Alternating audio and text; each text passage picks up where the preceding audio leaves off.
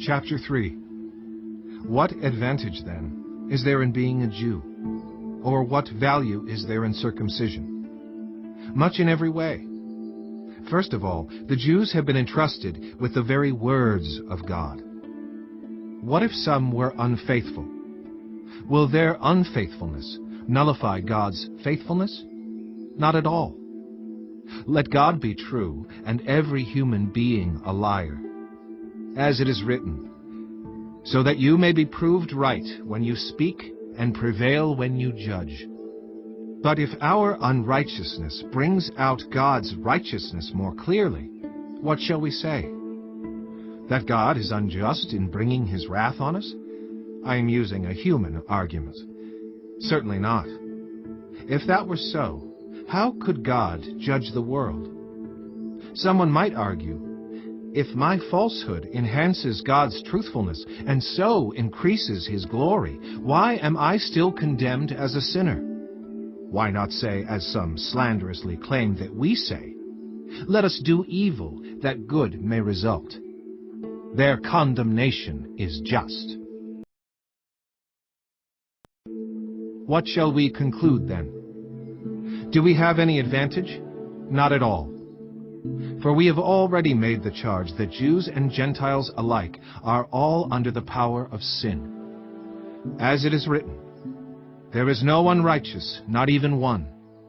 There is no one who understands. There is no one who seeks God. All have turned away. They have together become worthless. There is no one who does good, not even one. Their throats are open graves. Their tongues practice deceit. The poison of vipers is on their lips. Their mouths are full of cursing and bitterness. Their feet are swift to shed blood. Ruin and misery mark their ways, and the way of peace they do not know. There is no fear of God before their eyes. Now we know that whatever the law says, it says to those who are under the law, so that every mouth may be silenced and the whole world held accountable to God. Therefore no one will be declared righteous in God's sight by the works of the law. Rather, through the law, we become conscious of our sin. But now, apart from the law, the righteousness of God has been made known, to which the law and the prophets testify. This righteousness is given through faith in Jesus Christ to all who believe. There is no difference between Jew and Gentile, for all have sinned and fall short of the glory of God, and all are justified freely by his grace through the redemption that came by Christ Jesus. God presented Christ as a sacrifice of atonement, through the shedding of his blood, to be received by faith.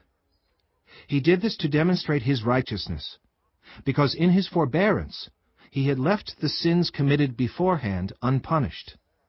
He did it to demonstrate his righteousness at the present time, so as to be just, and the one who justifies those who have faith in Jesus. Where then is boasting? It is excluded. Because of what law? The law that requires works? No, because of the law that requires faith. For we maintain that a person is justified by faith apart from the works of the law. Or is God the God of Jews only? Is he not the God of Gentiles too? Yes, of Gentiles too, since there is only one God, who will justify the circumcised by faith, and the uncircumcised through that same faith. Do we then nullify the law by this faith? Not at all. Rather, we uphold the law,